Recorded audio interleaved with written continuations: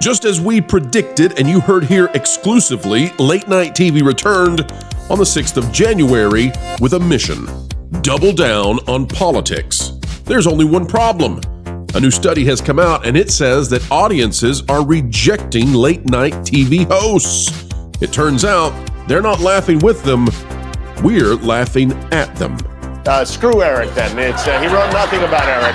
It's actually very convenient that Eric's birthday is on January 6th. That way, Trump only has to remember the two biggest mistakes he ever made on one.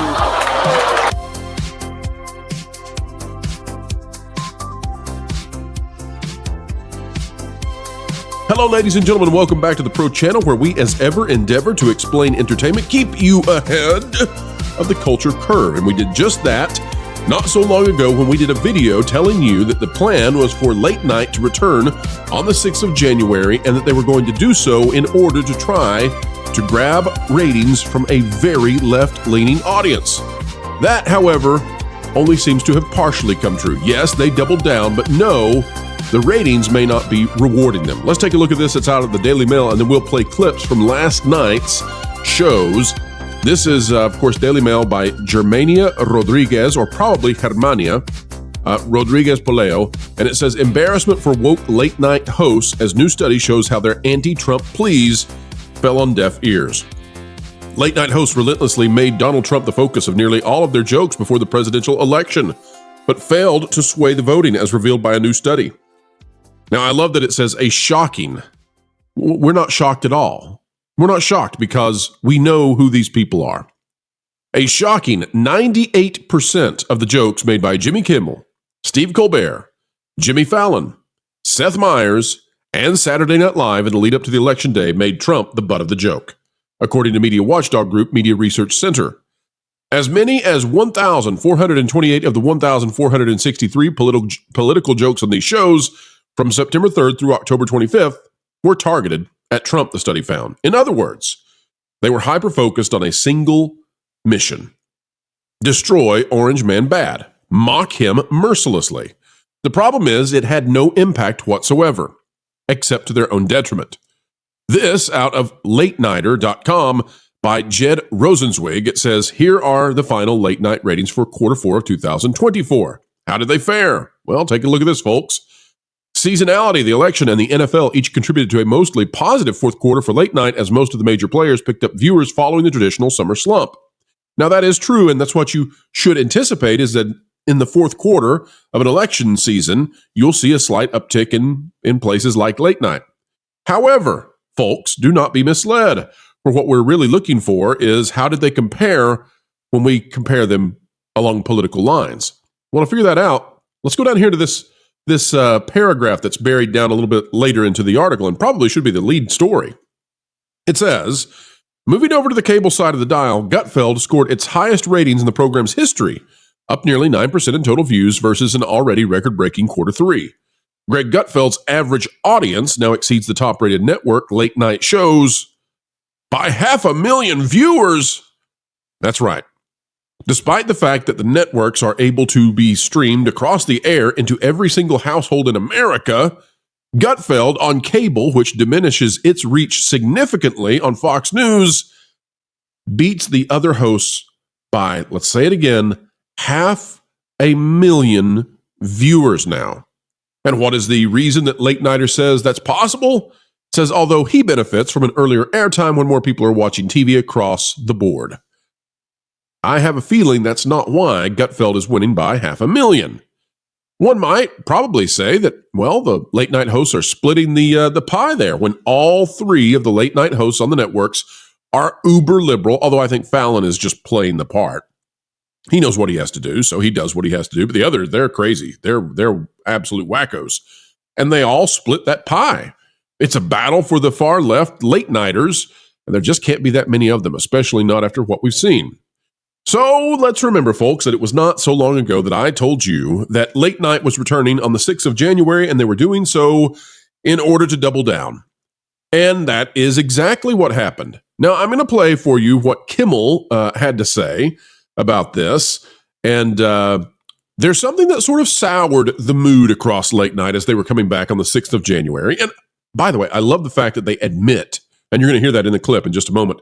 They admit that they took 3 weeks off and they came back on the 6th of January. Well, why would they do that? And I said, folks, they usually take 2 weeks off. And then there were people in the comments, not many, but a few, who were saying, oh, come on, Pro, it's because it's on a Monday and it's this normal schedule. No. They admit it. They just come out and say it right here. We'll watch what he has to say. But the effort here is double down, because, and here's why, they have driven away any ability to go back now and reach out to moderates and conservatives. See, they've burned all the bridges, minus Fallon, who I think if the smart play here would be for Fallon to now be the person who reaches across and tries to pull in the moderates. But these other two, Colbert and Kimmel, they have destroyed any ability to go back and pull in an audience other than this enclave they've built. And so they have to double down. It's all they have. And so they have to make these ridiculous plays on the 6th of January in order to do that. Here's the clip. We'll play it right now, folks. Thank you for watching.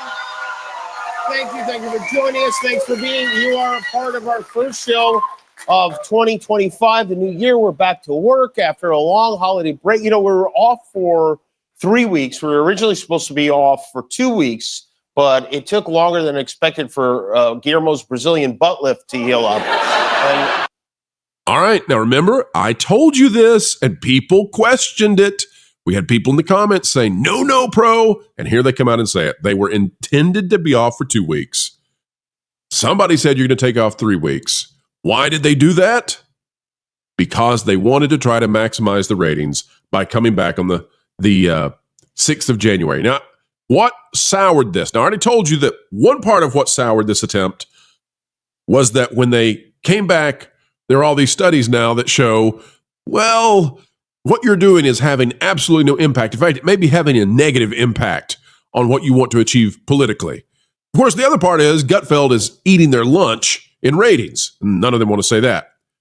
Let's go now to when they really dive deep into the 6th of January issue. And you're also going to get the other part of what soured the late night experience.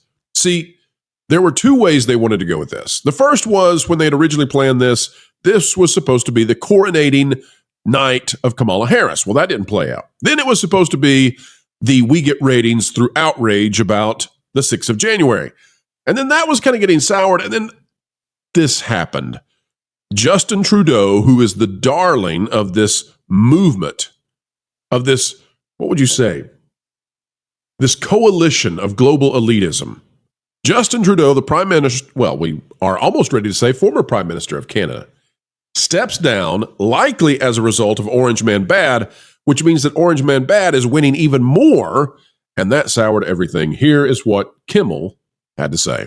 And by the way, don't forget that Kimmel is Mr. Late Night Disney. Mr. Justin Trudeau announced that after 9 years in office, he will step down to focus full-time on being handsome. His announcement got off to a rocky start because his speech, the pages from his speech just started flying off the podium. I feel like that's a sign God wants him to stay in power, right? Now, I want you to notice the juxtaposition of how Justin Trudeau resigning as someone who the government and the people have lost full confidence in, and so he must resign. He's basically being forced into resignation. How he's handled as a darling of the left by Kimmel. We're not here to be political. We're here to just relay why people are doing what they're doing. So he's handsome, and the papers flying off the podium signal that the divine wants Trudeau to stay in power. Those are the jokes being made by Kimmel regarding the left. Hang tight. We'll show you how the right plays out. Joe, here he is. He traveled to Mar-a-Lago last month to meet with President-elect Trump, who today suggested again that Canada should become part of the United States. Trump doesn't seem to like Justin Trudeau. And you want to know why he doesn't like Justin Trudeau? Just take a look at this moment right here. I mean, she is gazing into his eyes like he's a Backstreet Boy in 1989. Justin Trudeau said he believes his resignation will bring the temperature down, which isn't that the last thing Canada needs? I mean, it's 2 degrees in Winnipeg right now. But Justin Trudeau is officially oot. And meanwhile, it was a big day for balloon animals at Mar-a-Lago because Eric Trump turned 41 years old today. His father, Donald, shared a very heartfelt post about his son on Truth Social. He wrote, "Had this election not been won by Donald Trump, civilization would be lost." Oh, wait, screw Eric then. He wrote nothing about Eric. It's actually very convenient that Eric's birthday is on January 6th. That way, Trump only has to remember the two biggest mistakes he ever made on one. Now make that comparison, folks. The joke, all of that leading up, was in order to mock the existence of Trump's son. Again, I'm not here to be political, and I'm not here to tell you what you should judge as being funny. I'm here to show you the way in which late night has destroyed itself. And I think this is a perfect visual for you. You've got on one side, Justin Trudeau is handsome. He's beautiful. The papers leaving the podium as he resigns in utter defeat show that God himself wants Trudeau to stay. Those are the jokes that are made for Trudeau. They're all utterly positive at the same time that he's resigning in embarrassment and humiliation. Meanwhile, Trump's son should not even exist and is a horrible mistake, and his wife wants to cheat on him with the failure that is the man leaving Canada. Okay, let's continue. Just want you to see this is how late night did what it did to itself. This is why Gutfeld is beating them by 500,000 views. This is why their ratings have tanked. This is why there are studies coming out saying that nothing they did worked. Kane. But today, of course, is the... Also, let's go back just a second. I want you to see this. So, when he makes these jokes, you can't see it, but there's a thing that says laugh, applause, all that. It's funny to me. We'll watch it one more time. Just watch. They don't... Half the audience really is sick of this. Even the audience that they're pumping into this studio is over it. One day. But today, of course, is the 4th anniversary of our Capitol being stormed by the Buffalo Wild Wing of the Republican Party. I can't believe it's been 4 years. It seems like to only yesterday, Nancy Pelosi was hosing feces off her desk at the Capitol. Democrats had a moment of silence today to rub it in a little bit. And over the weekend, House Minority Leader Hakeem Jeffries urged Democrats to remain silent but deadly. We will fight hard to defend the freedom of opportunity that makes the American dream possible. We will fight hard for the freedom to vote. Why can't we do both? In a master stroke of irony, Congress certified Donald Trump's victory today of all days. This one went off without Ted Cruz having to hide in a broom closet. This time he was just in there looking at stepmom porn. But and of course it goes on. Our job here is not to just play Jimmy Kimmel for you. It is to show you the way in which late night has turned itself into a one-sided, hyper-partisan system that failed. Again, to go back to this out of the Daily Mail, 98% of the jokes made by Late Night and Saturday Night Live were aimed in one direction. And what has been the result, folks? What happened as a result of that? And what is continuing to happen? Their competition is destroying them. Late Night is on the decline. There is no way for them to fix this with 2 of the 3 personalities they have. Only Fallon could perhaps manage to reach across the aisle, and he's probably terrified to do so because it would cut him out of all of his ability to go share martinis and cocktails with the people that he aspires to hang out with. So, what will be the result of this? Likely, Late Night, once these contracts are over, will become obsolete. Perhaps Late Night is done. Perhaps we're going to have more fun over at YouTube and the new media, and it won't be tied to any particular hour. That is what has happened as audiences have soured on the hyper-partisan, crazy ideologues that took over the house that Jimmy built. Not these Jimmys. No, that Jimmy, not that one. No. Johnny built. Johnny Carson. All right, folks, that is the video for today. We hope you had a good one. We hope you enjoyed it, and we hope that it, showed you just a wee bit of how we work really hard to get these things right. And we had people telling us this is the plan, and this is what they did. You might ask, well, Pro, why are you not playing Colbert? Why is it just Kimmel today? And, well, to be fair, it's because we don't feel like fighting a copyright claim today. Every time we try to play something from Colbert, we have to deal with that. And today, with the Pro Show and the other things, we've got 2 Pro Shows, by the way. Skeleton Crew Review in the evening and the regular one at noon. We just don't have time to fight a copyright claim. We would win it. We don't want to fight it. We'll just do it. So anyway, folks, we hope you had a good one. We'll see you again real soon. Have a wonderful Tuesday. Go make it special. Go make it matter. And that's because, of course, you and those around you matter. Until next time, folks, keep learning, keep growing, and keep having fun. Listen up, my brothers and sisters.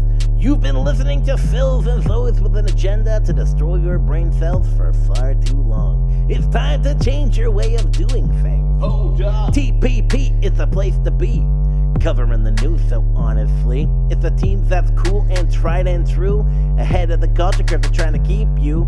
Jonas and Pro, they run the show. And they dragged in the bearded culture casino. You got Valiant and Lord and Force of Light. Wonderful people, yeah, they're alright. They got weird bringing in people like Floral, but made no mistake with Lorena Creole.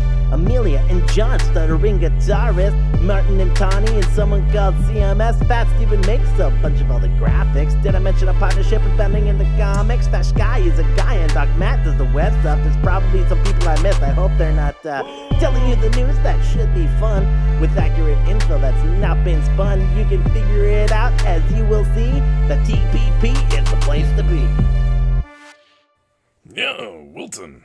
That was actually pretty good, or white. But I think you might have forgotten Vash. Well, he lost all his friends. But it was implied.